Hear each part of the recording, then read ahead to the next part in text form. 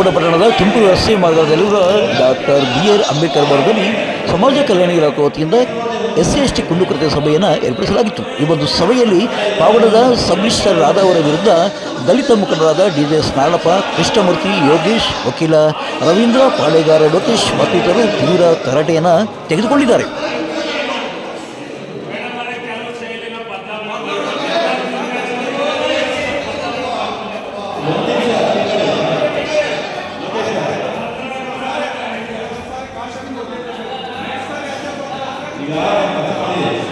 ಯಥೇಚ್ಛಾಗಿ ಇನಾಮ್ land ಮತ್ತು ಎಲ್ಲ ಮುಂಚಿನ ಲ್ಯಾಂಡು ಆಯ್ದ್ರಿಂದ ದಯವಿಟ್ಟು ಅದನ್ನು ನೋಡಿಕೊಂಡು ತಾವು ಏನಾದರೂ ಒಂದು ಮಾಡ್ತೀವಿ ತಕ್ಷಣ ಮಾಡಕ್ಕೆ ಹೋಗ್ಬೇಡಿ.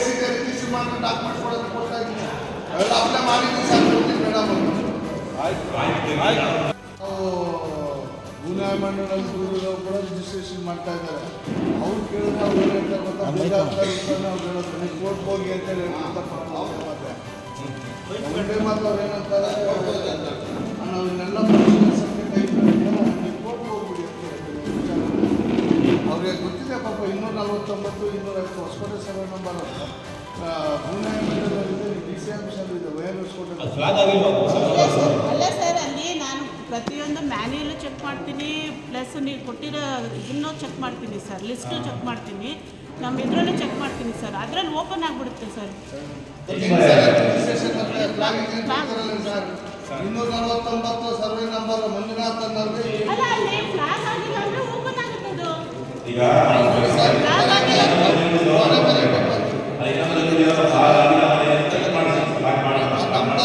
ಸರ್ಕಾರಿ ಲ್ಯಾಂಡ್ ಸರ್, ಸರ್ಕಾರಿ ಲ್ಯಾಂಡ್ ನೀವು ಅಧಿಕಾರಿಗಳೇ ಬಿಡಿಸಲ್ಲ ಅಂದ್ರೆ ನಾವು ಎಷ್ಟು ವರ್ಷ ಅಂತ ಅದ್ರ ಬಗ್ಗೆ ಮಾತಾಡೋಣ ಹೇಳಿ ಸರ್. ಮಾಡಿದ್ರಿ ಸರ್, ಸರ್ ಅದು ಆನ್ಲೈನಲ್ಲಿ ಹೋಗ್ತಿದ್ದಂಗೆ ಗೌರ್ಮೆಂಟ್ ರಿಸ್ಟ್ರಿಕ್ಷನ್ ಅಂತ ಬರುತ್ತೆ ಸರ್. ಫ್ಲಾಗ್ ಆಗಿದ್ರೆ ಗೌರ್ಮೆಂಟ್ ರಿಸ್ಟ್ರಿಕ್ಷನ್ ಅಂತ ಬರುತ್ತೆ, ಫ್ಲಾಗ್ ಆಗಿಲ್ಲ ಅಂದರೆ ಬರೋದಿಲ್ಲ ಸರ್ ಅದು. ಒಂದು ನಿಮಿಷ ತಡೆ ಹಿಡಿಯಿರಿ ಅಂತ ಹೇಳ್ಬಿಟ್ಟು ಕೊಟ್ಟಿರ್ತಾರಲ್ವ ಸರ್. ತಡೆ ಹಿಡಿಯಿರಿ ಅಂತ ಯಾರಿಗೆ ಕೊಟ್ಟಿರ್ತಾರೆ ಸರ್? ಪಾರ್ಟಿ ಕೊಟ್ಟಿರ್ತಾರೆ. ಬಟ್ ಸಬ್ ರಿಜಿಸ್ಟ್ರನ್ ಪಾರ್ಟಿ ಮಾಡಿರಲ್ಲ ಸರ್. ಅದರಲ್ಲಿ ನಾವು ಮಾನವೀಯತೆ ದೃಷ್ಟಿಯಿಂದ ನಾವು ಅದನ್ನು ಕೋರ್ಟ್ ಅಂತ ಇರದ ಮಾಡೋಕ್ಕೆ ಬರಲ್ಲ ಅಂತ ನಾವು ಕೊಡ್ತೀವಿ ಸರ್. ರಿಜಿಸ್ಟರ್ ಮಾಡಬೇಕು, ಕಳಿಸ್ಬೇಕು. ನೀವು ಅದನ್ನೇ ಪಾರದರ್ಶಕ ಮಾಡಿ CC ಕ್ಯಾಮ್ರಾ ಹಾಕಿ ನಿಮ್ಮ ಚೇಂಬರಲ್ಲಿ ಮಧ್ಯಸ್ಥಗಾರನೇ ಅಷ್ಟೊಂದು ಕೇಳ್ತೀರಾ ಸರ್? ಒಂದು ವಾರ ಹೇಳಿರ್ತೀವಿ ಅವ್ರನ್ನ ಮಧ್ಯಸ್ಥಿಕೆದಾರನ್ನ ನೋಟ್ರಿ ಅಂತ ಕರ್ಕೊಂಡೋಗಿ ನಾವು ಬೇಡ ಅನ್ನಲ್ಲ.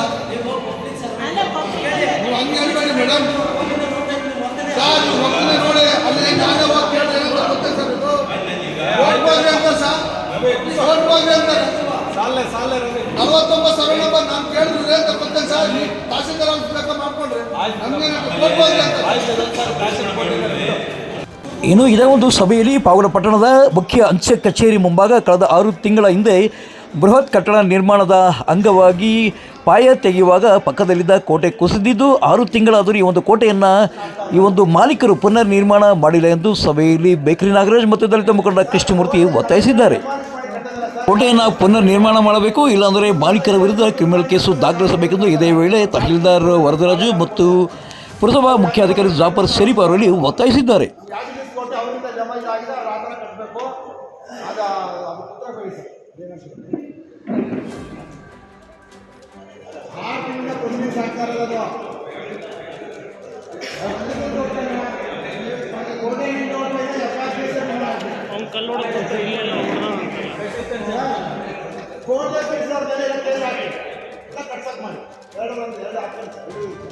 ಕೋಟೆ ಕಟ್ಟೋರು ಸರ್ ಯಾಕೆ ಅಂತಂದ್ರೆ ಈಗ ಸಾರ್ವಜನಿಕರ ಕೋಟೆ, ಸಾರ್ವಜನಿಕ ಸಂಪತ್ತನ್ನ ಕೋಟೆ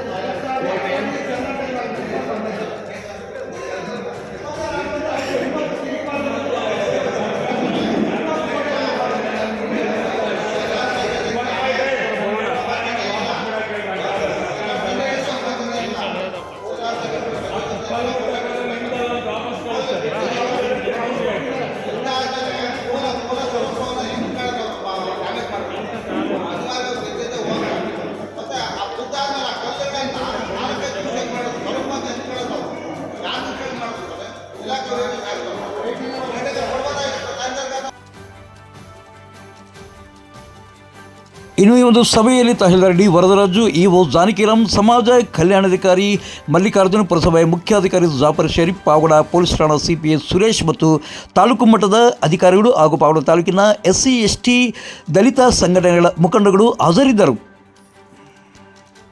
ಇಲ್ಲಿಗೆ ನಮ್ಮ ಇಂದಿನ ಸಂಚಿಕೆ ಮುಕ್ತಾಯವಾಯಿತು. ನಾಳಿನ ಮುಂದಿನ ಸಂಚಿಕೆಯೊಂದಿಗೆ ಕ್ಯಾಮರಾ ಪರ್ಸನ್ ಅನಿಲ್ ಮಹಾದೇವ್ ಜೊತೆ ಸತ್ಯ ಲೋಕೇಶ್, ಪಾವಗಡ ಪವರ್ ನ್ಯೂಸ್.